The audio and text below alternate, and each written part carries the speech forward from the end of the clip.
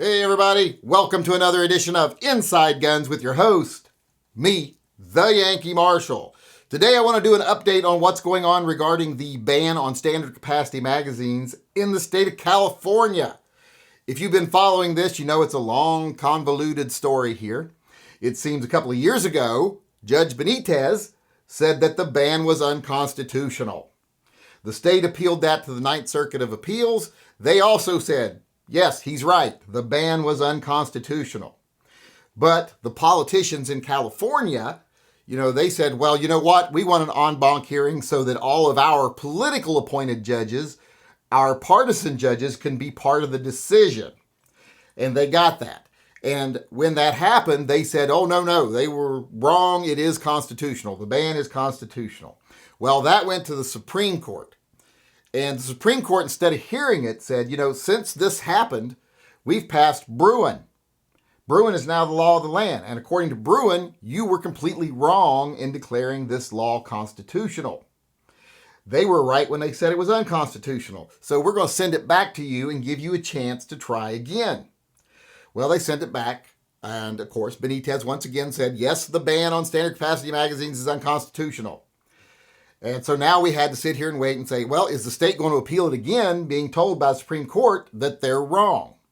Well, they did, which isn't surprising because they were going to do what's best for them, their political careers, their pockets. They want to keep that anti-gun money flowing into their campaign funds. So they appealed it. And not only have they appealed it, but they've appealed it directly to an en banc hearing.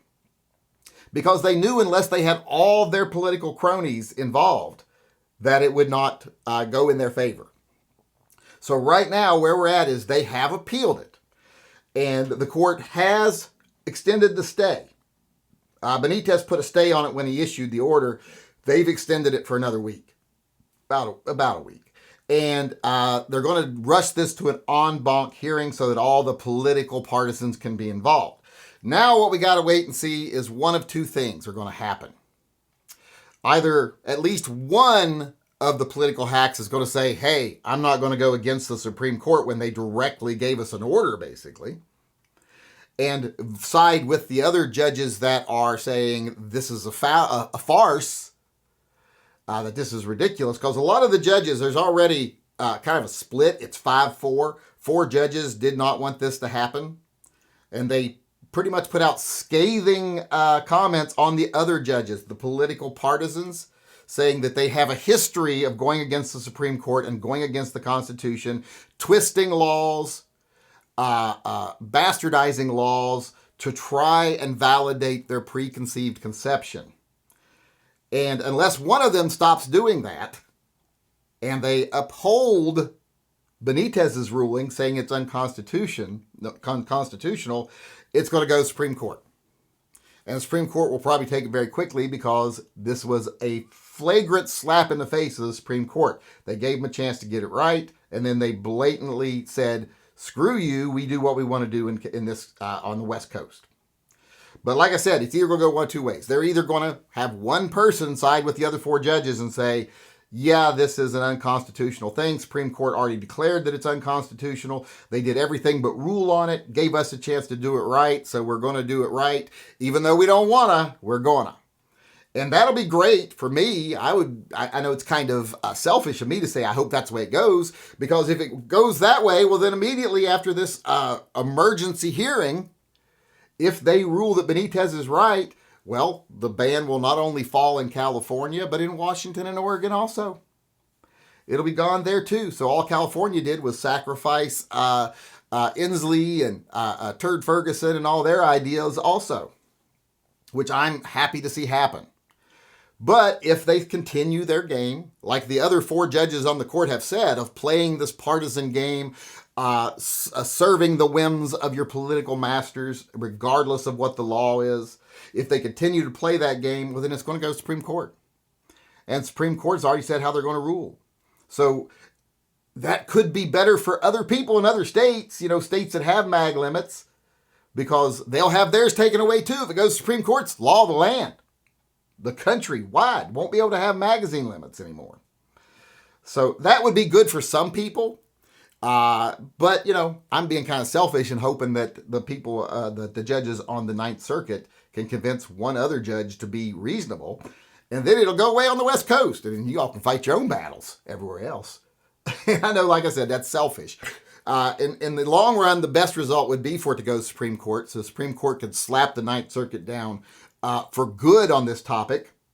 And then maybe we could start looking into some impeachments on the Ninth Circuit because of their flagrant disregard of the Constitution. But like I said, that's where we're at right now. There's going to be one of two outcomes, and it's going to be fast. Like I said, they only extended that stay for like a week to the 10th, I think. So that signals that they plan on hearing this very quickly and ruling very quickly. So we won't have long to wait to see what happens. But like I said, it's either going to go away on the West Coast, the mag limit laws, or they're going to play their game. It's going to go to the Supreme Court, and then it's going to go away in the entire country. So I'm sure there's a lot of other states right now that are saying, hey, won't you guys just take this loss and leave us fucking out of it? But that's not how California works. California works on that, pretending to care about people. We want people to stop dying from gun violence, when that's not their goal at all. Their goal is to disarm the undesirables first, and then make a population of people that are unable to defend themselves so that they can do whatever they want to do, so that their billionaire cronies can set the law of the land and the people can't do anything about it. Now, that's all politicians, I know, but right now I'm not dealing with other politicians. I'm dealing with the California politicians. So don't come at me with, you're being partisan here because they're just as bad. Yeah, they're bad in different ways. So like I said, I don't love politicians, period. So don't get on that, you're supporting these politicians. No, I'm not. Just because I'm slamming the Democrats doesn't mean I'm praising the Republicans, period. No more so when I'm slamming the Republicans, it means I'm praising the Democrats. Just the fact that they're all corrupt. That's just the way it is. And like I said, if California continues to play its corrupt games, which at this point would be shocking for the Ninth Circuit to rule against the Supreme Court, but it wouldn't be surprising, if that makes sense to you. It's shocking that they would do it, but it's not surprising that they would do it. So it looks like this might, probably about a 50-50 chance right now, be going to the Supreme Court. Like I said, I hope it just happens on the West Coast right now because I want it now. I don't want to wait. I want it now.